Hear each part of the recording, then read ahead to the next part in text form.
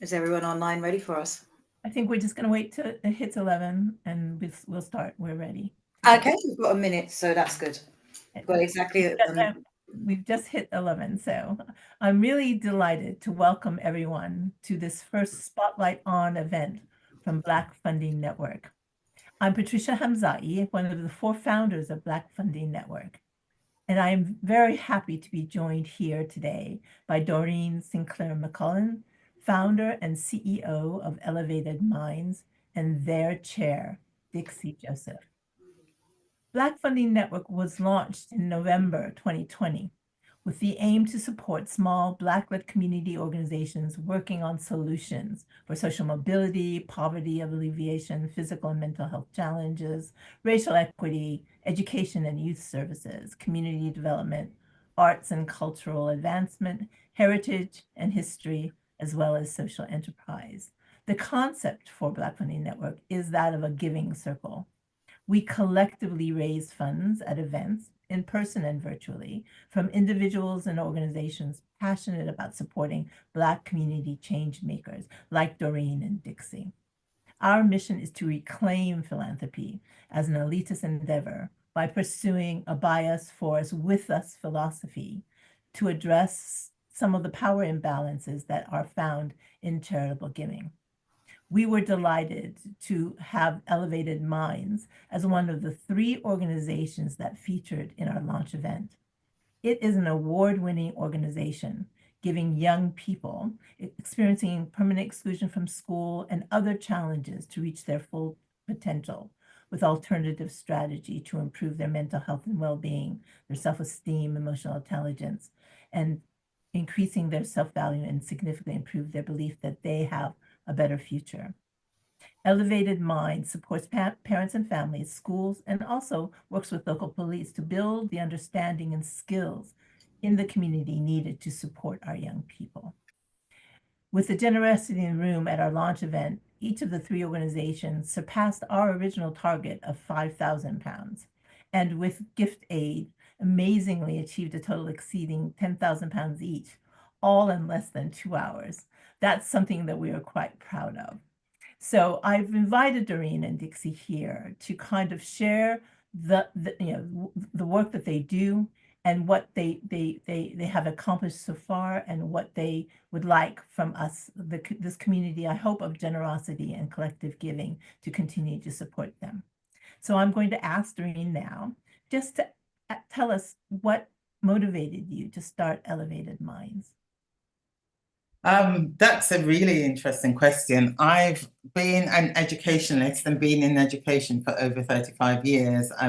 I believe in the power of knowledge and education, believe every young person should be in education, should be educated, and we should recognize the strengths of young people and recognize the areas that they need to develop in their lives. And the only way to get them to experience successful future outcomes is through education of some sort.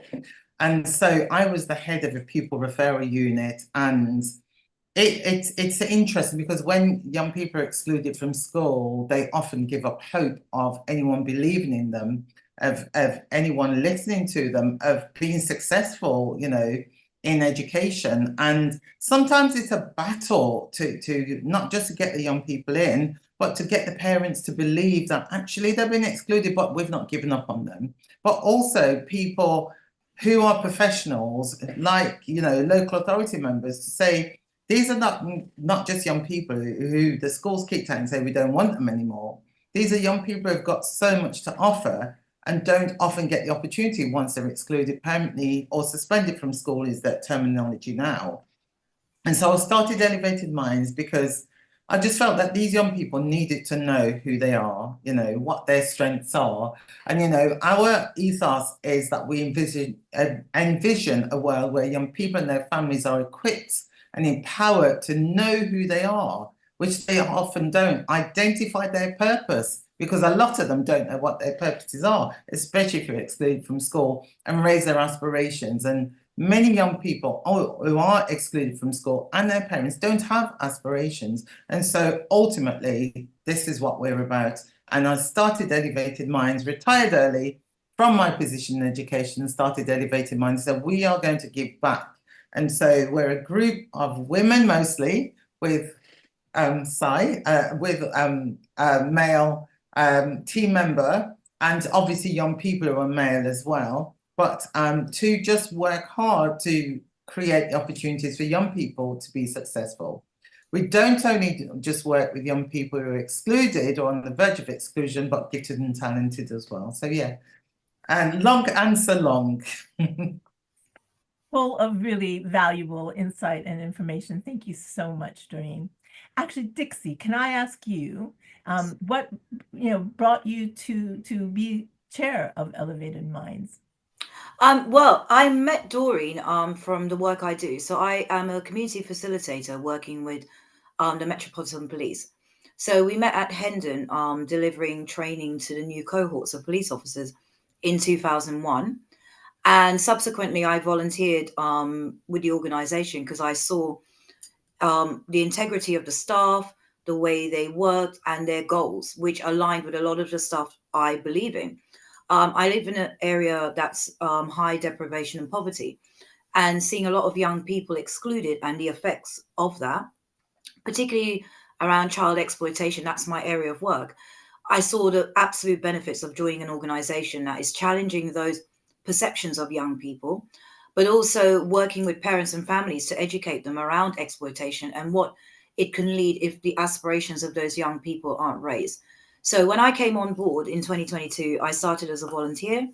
I became the chair in 2023 because I've worked with Doreen over the year with the staff team just to engage in the programs that they do. And the more I engage with the young people, the more I benefited as a parent, learning sort of the nuances that young people are dealing with, but also being able to engage with the parents and the families and seeing how many were displaced. They didn't have an idea of how they can overcome the challenges, particularly with school exclusions.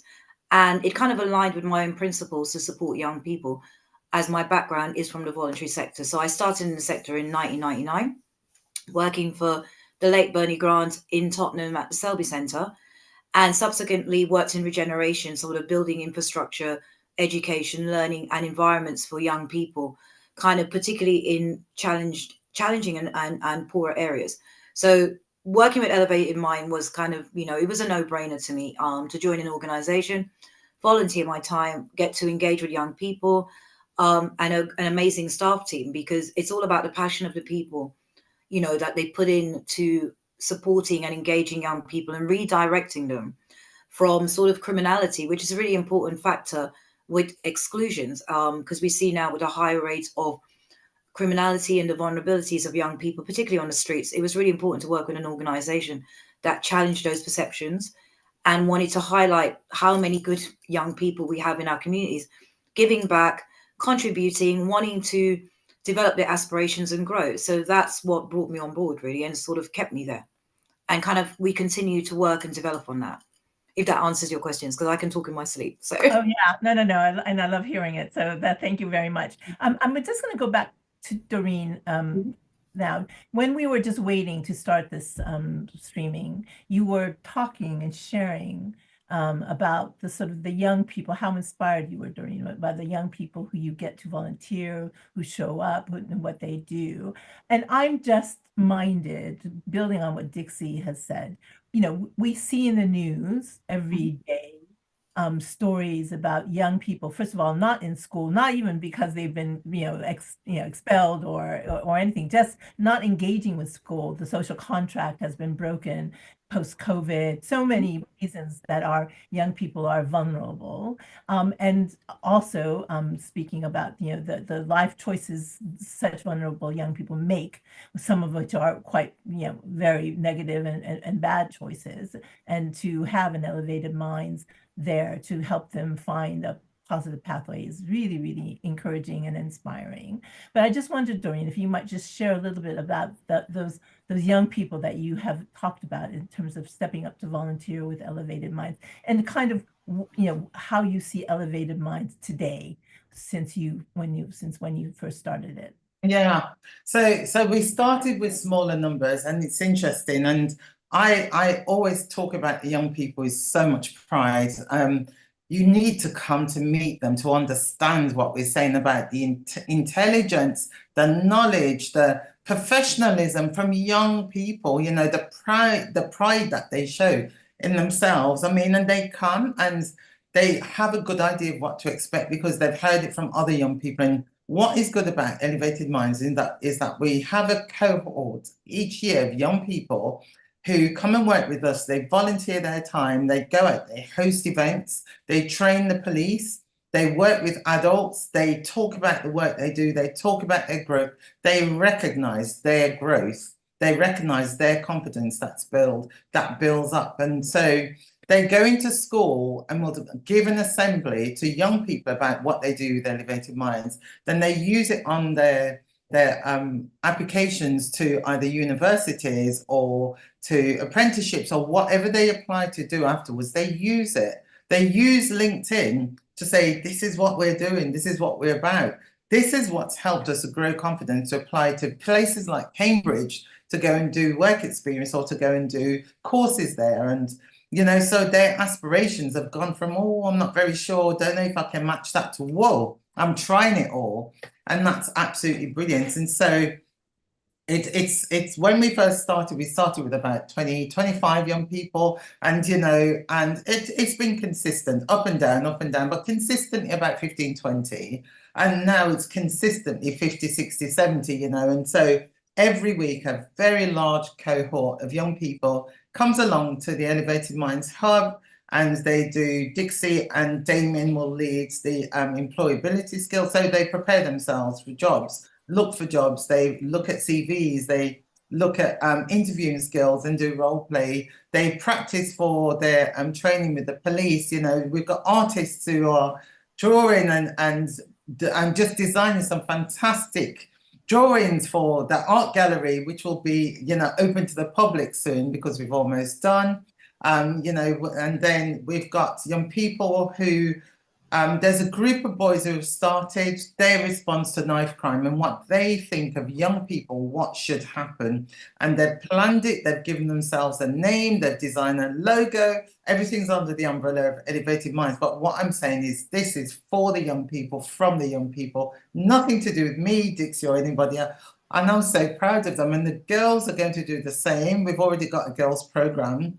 You know, violence against women and girls, and just showing the girls this is how you can protect yourself. But the girls are doing their own program for young people their age or younger.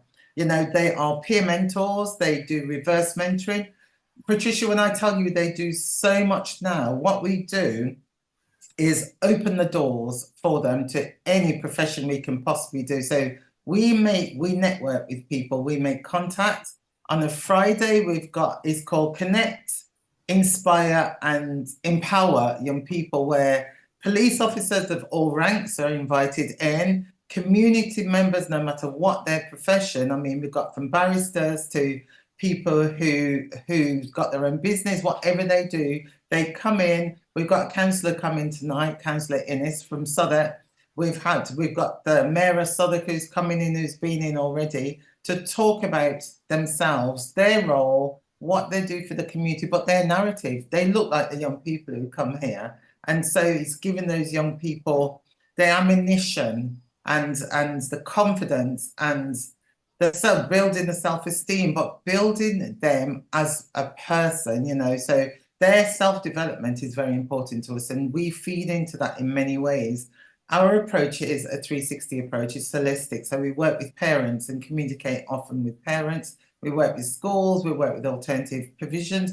Whoever's involved in the young people's lives, we are involved in talking to them and training them, which is what we offer, and to say, this is how we can help the young people sustain that growth that they made with us. So I'm very excited. And Dixie can talk in her sleep. I talk in my sleep. I talk when I'm awake. I talk to myself all the time, because we are passionate about what we do. We love it. I hope that answered your questions and more. Oh, and more, and great, and very well done. Thank you. Dixie, I might just come back to you. I'm actually on another thing that I'm involved in with the Black Community Policing Action Panel, working with the Metropolitan Police. So I'm really keen.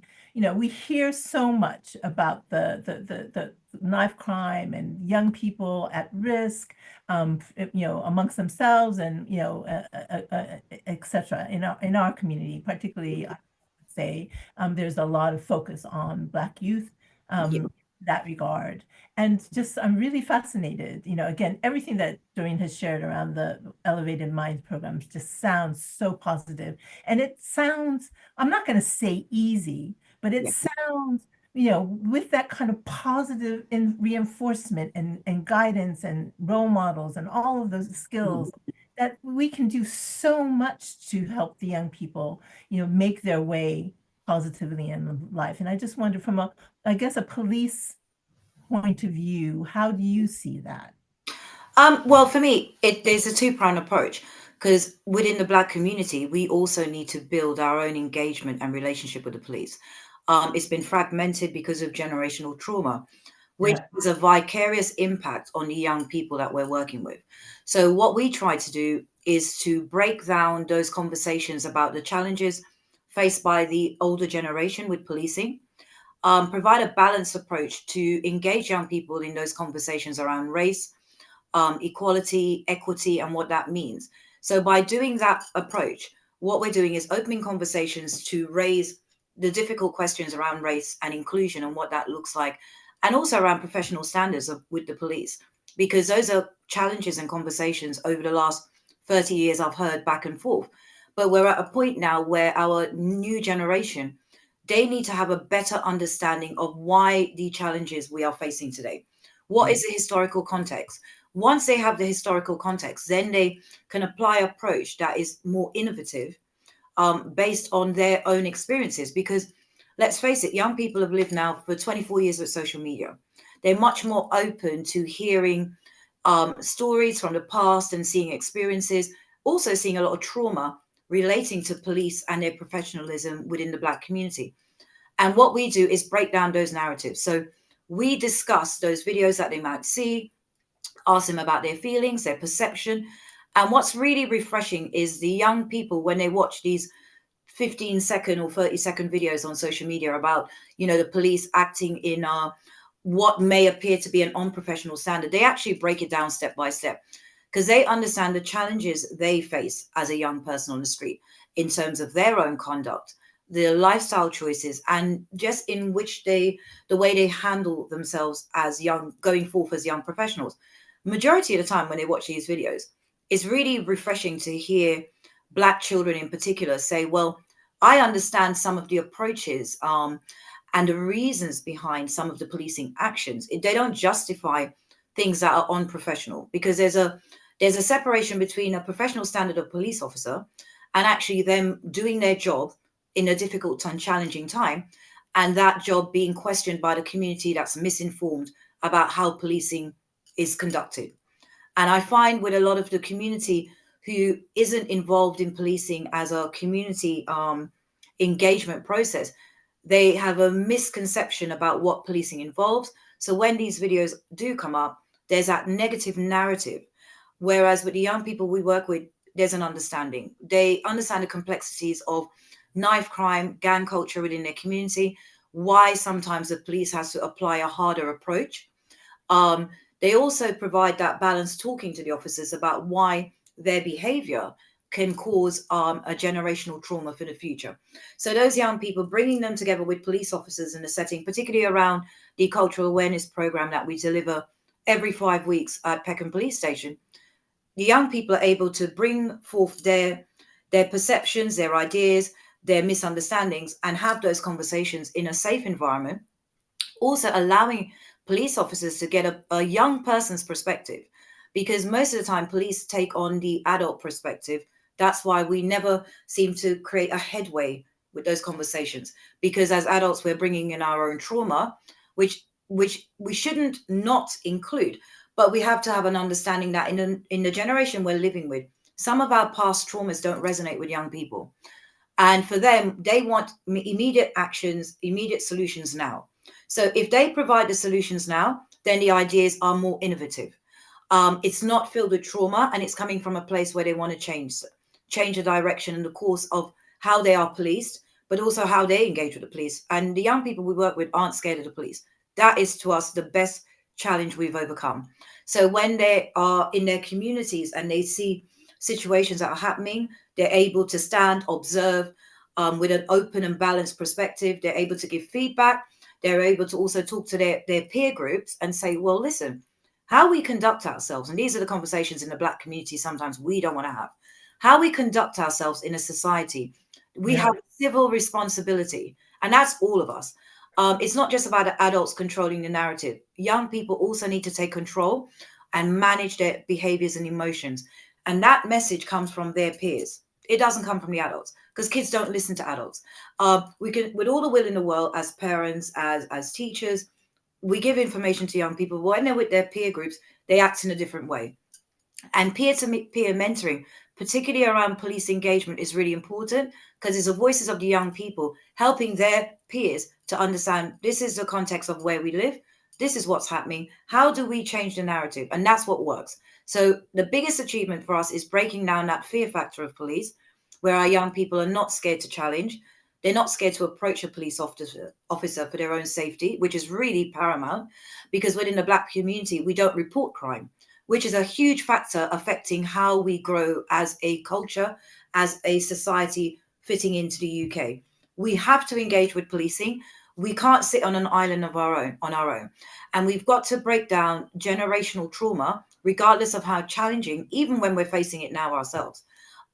Because in order to create a better society for the kids going forward, we've got to engage. And if we can't engage, we've got to allow the space for young people. So for me, that's the best challenge that we've dealt and overcome with.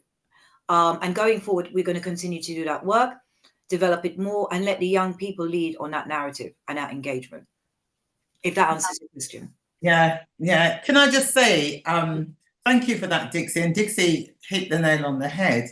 What's important is that these young people came to us, and when they stood out in the front and introduced themselves and said the reason why they're attracted to Elevated Minds and why they want to join us is because they want to change things for their generation, especially young people of Black heritage, as far as the police are concerned. So that we do the Elevated Aspirations program, which is a police insight work experience program, where they're going to be coached by our coaches, but they also go to loads of police departments and meet different officers of different ranks and get insight into policing, but make those connections. Let the police officers see them for who they are, intelligent young people who want to break down some of those barriers so they can come to them and report whatever their concerns are. But also that the officer can come to them as a young person, speak to them with that respect, you know, and the dignity that the young people want to be treated with. But also stop and search has been a big issue amongst the Black community. And so that officers can see, actually, this is who we are. We are young people who are humans, who are Black, who sometimes wear hoodies, but we see you as officers as human beings as well. So, you know, it breaks down the barriers on both sides, doesn't it? And a lot of officers who come into the inner city to do their policing, frontline policing, don't even come from London. So they don't have those ideas of what the Black community is like. And so the cultural awareness helps them to understand the community, but it helps the young people to understand the policing as well. And that's really important. And that impacts on their parents, who've got experienced generational trauma, who've got their own ideas about policing and what policing involves. And a lot of the parents have said to me, oh, Doreen, I'm not sure about this. But then they phoned and said, this is fantastic, love it. You know, I'm glad my son or daughter's involved in this. You know what, we're going to come to visit, we want to do this. And so they're offering their support as well. That's when you know you make a difference. And that's when you know it will be sustainable, because mindset isn't just shifting with the young people, it's shifting with their parents and the adults in their lives. Fantastic, Doreen. And you've just touched on sort of the next area I'd like to explore with you, which, because I really just want to showcase the work you do. So we've touched on what you're doing with the police and the community bridges you're building there, but you just mentioned families. Another important dimension of the work that you do to support these young people, which is also to work with their families. So I just was wondering maybe if you could kind of highlight a little bit of some of the key achievements you've made in that area. So we've done a parents program in the past, having challenging conversations, which was well attended and very successful, and the parents love it. We have regular communication with families where I get phone calls on a regular basis. Parents come to see me, parents come to meet, parents will say, these are the problems I'm having. Or they say, we are so proud. We didn't know my son, my daughter could do this, and this.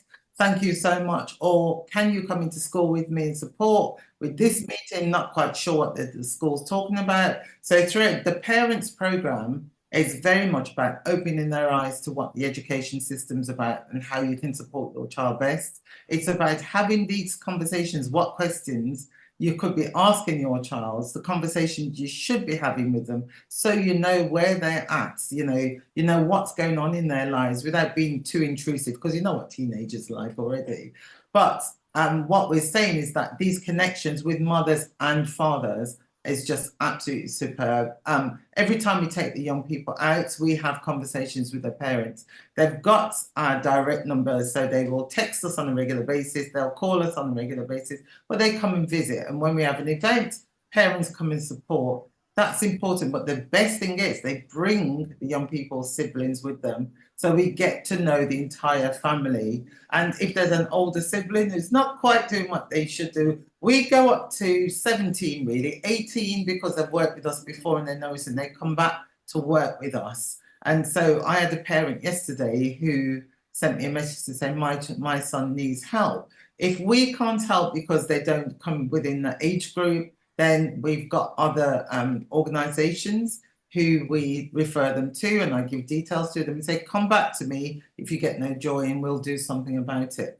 But you know what's important? We work with our young people for a year, take them through our programs, make sure we get to know them, they get to know us. Most of our referrals come through schools, sometimes through the police, very often through parents as well, and then we go to the school. Or through the young people themselves, and they join us because of their friends, which is what's happened from day one. But we then take them on and we employ them after a year, and they supervise the programs, they do peer mentoring, they do so many things. So the skills that we've taught them, they give back, and we continue training them and working with them. So it's a wonderful, and you know, they always say it's a vicious circle, and it goes up. This circle is very positive. So they start here, you get the training, you get to here, this is what you do, and they come round and they give back to the young people in the community, the peer mentoring, the peer support, and it just continues until they go off to uni, they come back to us and work with us during the holidays, or they go off on an apprenticeship, or they do something constructive, something positive in their lives as an outcome of working with us, and that's very important. I think at this time, Patricia, and I know I've taught loads, that all this takes funds, and we self-fund very often. We don't get the recognition or the support that we need. And so if we're not funded, if we're self-funding, I mean, sometimes we can't even afford to pay staff. But that's how committed they are that they continue doing the work. But what we're saying is that it's not sustainable. And so in order for us to continue, our impact is significant. Go to our website, www.elevatedmindscoaching.com. Have a look at what we do. Go to our social medias and you'll see everything that we do. But, you know, we can't continue to self-fund. In fact, we just can't. We've run out of money.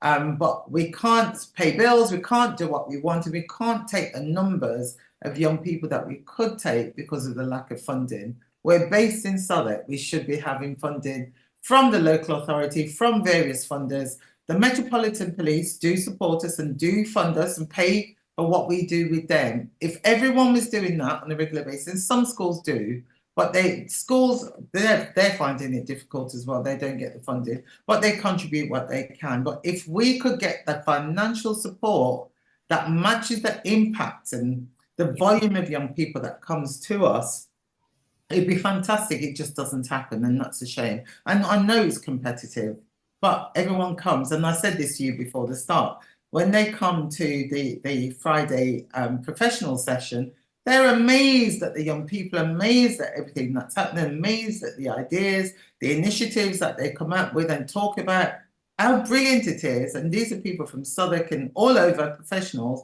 but no one says, how can we support? What can we do? How can we help? And that's what we need. Absolutely. And again, that's one of the reasons why we really wanted to host you here.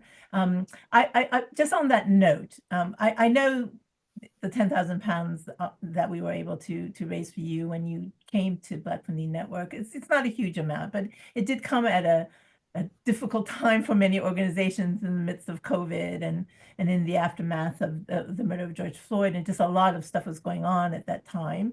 And so I just wanted to know, first of all, how did you hear about Black Funding Network? What prompted you to apply? And what did you manage to gain from that experience? And then I'd like to go on to talk about the challenges you're facing now. But I just thought.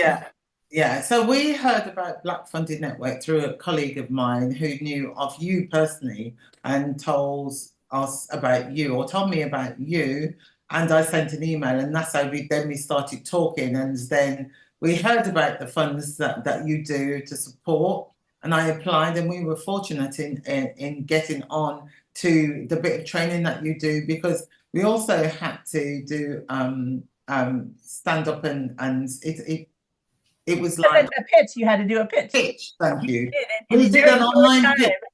Oh my! So that was the very first time I've ever done an online pitch, and I've done a pitch before for school, but it's totally different.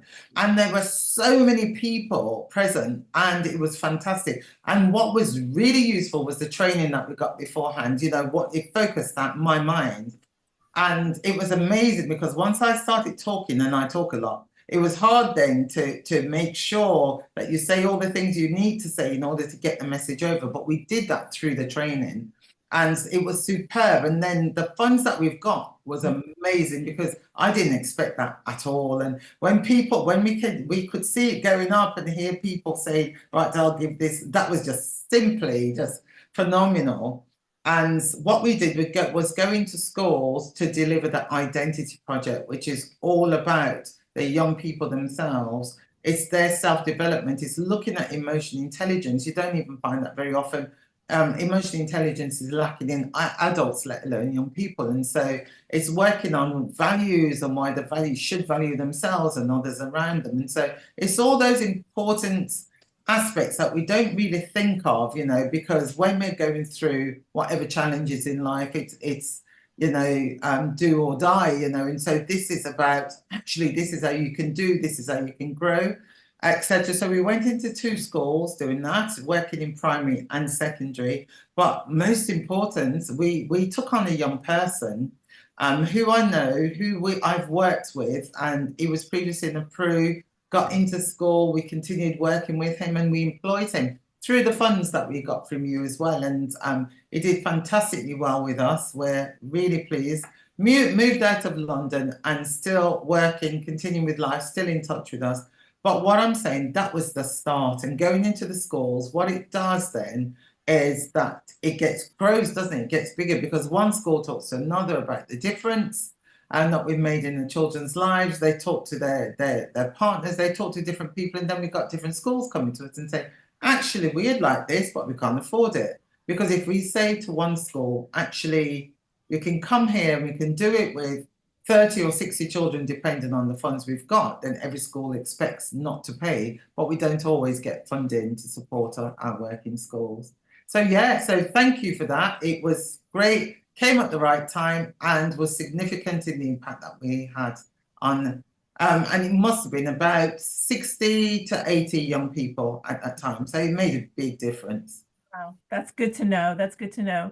One of the things we want to help to support on an ongoing basis with those who have received grants from our events, etc., is to do things like this, to give you visibility, the amazing work you do, and make many more people know about the work that you are doing so that you can garner that kind of support. One of the things that impresses me about what you have done is that you do create partnerships and relationships with organizations to help you deliver. And when you say that you really are looking for funding to deliver, to support the delivery of your work, I'm just wondering if you can kind of share the kind of partnership you would really ideally like to see to help you deliver? Because as we know, there's so many types of funding, right? There's trust and foundations, there's corporate support. Yeah, as you mentioned, there's local authority support, but again, local authority and schools are facing dire financial consequences themselves. So I guess it would be interesting to know what kind of support could really help you continue on, for many more years to come. Yeah, and it's a good question. And we think strategically about the connections we make and why we make them. And it is to open doors for young people. It is to give them an opportunity for their growth and their aspirations to, so they can achieve their goals. But it's also, I mean, we've made connections with the Mayor of Southwark, where we'll go to the councillors and put on a joint event and get local community members, but also get professionals there through the mayor's office, and she's invited the young people down to the office just to see how they operate. But it's also making connections with PwC, who are coming in to work with us for 2 days, and they're going to work on our growth and our sustainability and looking at ways in order to support us. But also we then have the opportunity where they might want to individually sponsor a program or sponsor our core costs or just support us in what we do. LSBU has been London South Bank University, and this is where our offices are, have been absolutely superb in giving us an office to a smaller office than where we are at the moment for us to deliver from, and as a CIC, obviously it's a reduced rate. They saw the amount of young people coming in, and I'm going to mention Adam, and I hope he doesn't mind, who saw the young people coming in, knew about where we are at the moment. Our current office is a huge space on the first floor in one of their buildings, huge, and now it's becoming the Elevated Minds hub, because we've got content creation, we've got hot desking, we've got a studio, we're going to start developing independence school here for young people with and who got SEN, and so we've got a sensory room for young people, so we'll have specialists come in, and so it's important that when people see what we do and they say, how can we help? This is how they can help. I mean, it's a fantastic space that we've got. And we've got then community members coming into the community room that we're going to do up and, rent out at very, very little for them to come in and have events here so we can pay the rent.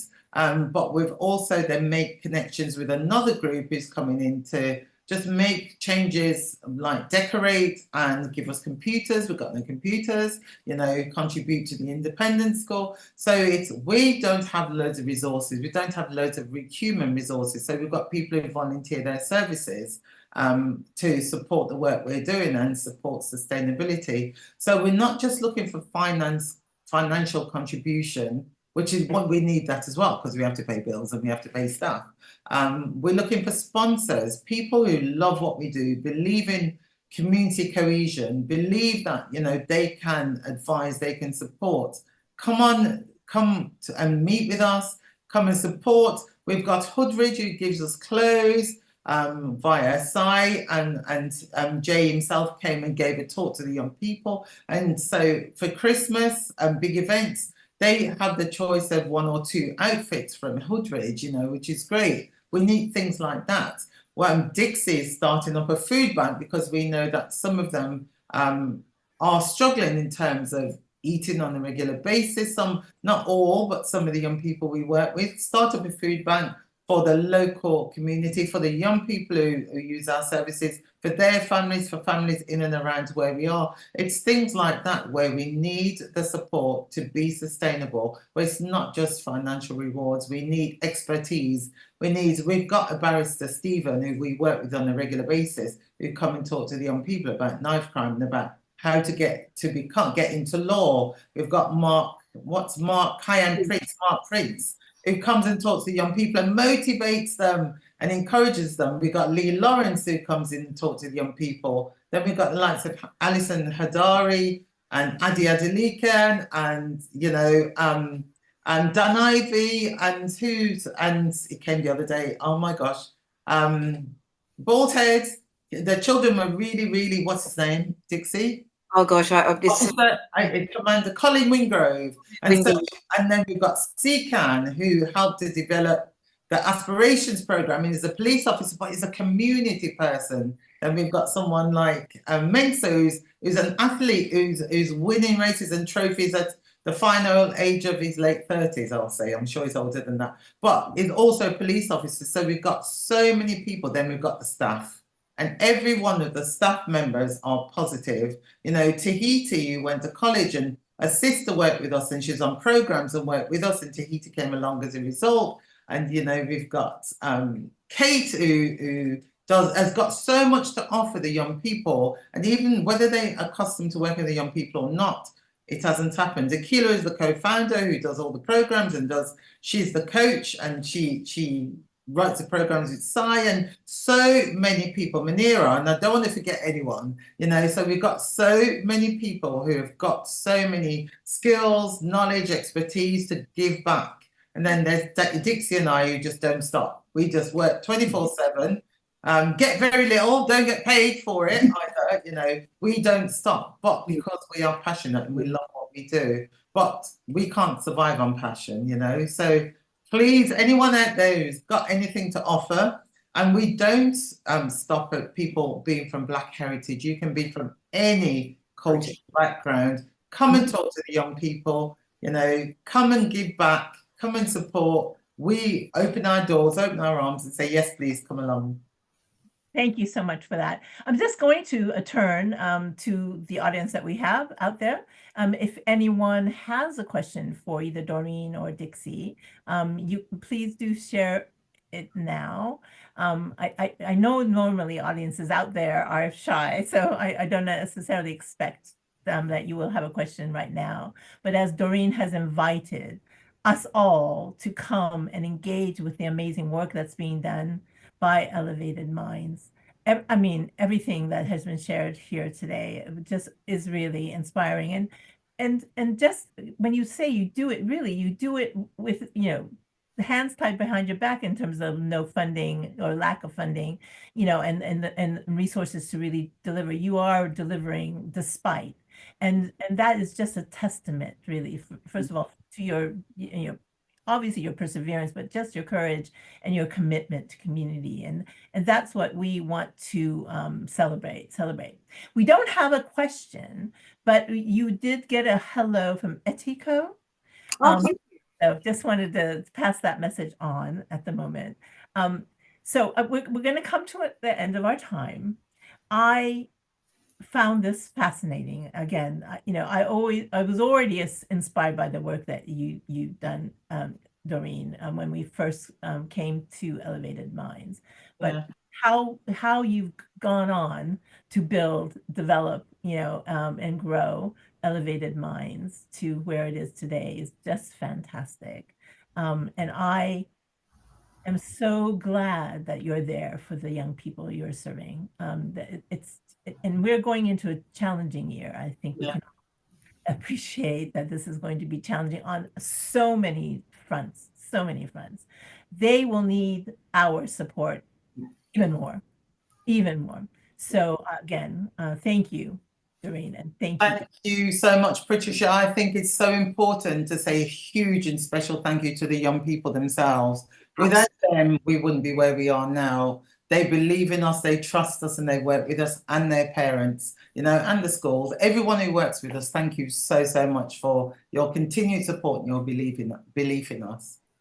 I second that. Thank you so much for the continued support. And just a little plug, just to out there, if anyone is looking for community space to rent, hire, or hot desking, or any use of our facilities, we have them. So just get in contact with us. That's my sales pitch for Elevated Minds, because I'm always selling us as an organization. You know, I have a kind of a corporate head on me as well.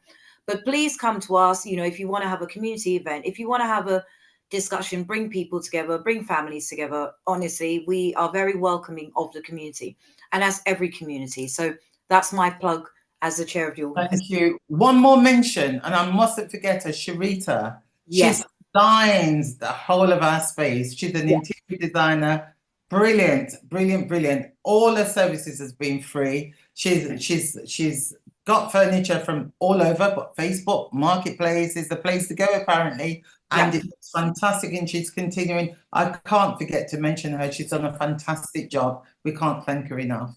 Absolutely. And the space is very convivial. So please yourself, Patricia, bring your team. It Yeah, will I'm going to suggest my Black Community Policing group. Yes, please. Meeting Yes. there. Absolutely. So yes. And, you know, come volunteer your time, come and meet the young people, to have a chat with them, and then you can actually see the space and you can see what's on offer. Because I think Yes. that's the best way to interact rather than only just be on a video, but bring yourselves to us as well.